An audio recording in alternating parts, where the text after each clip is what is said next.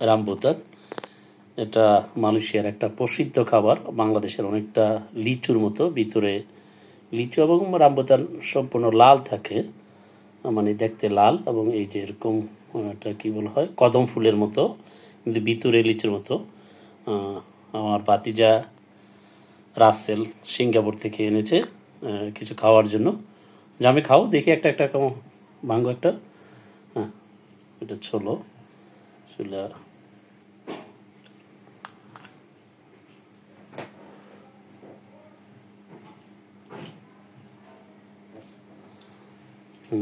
চমৎকার, খাও।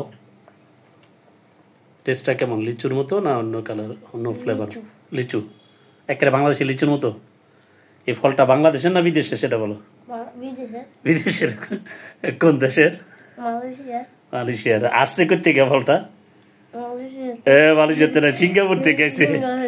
যাই হোক, মালয়েশিয়া সিঙ্গাপুরে একই আগে রাষ্ট্র ছিল, পরে সিঙ্গাপুর স্বাধীন হয়ে গেছে। তবে ভৌগোলিক দিক দিয়ে তারা কালচারের দিক দিয়ে প্রায় কাছাকাছি। না, খাও একটা, আটটা খাও।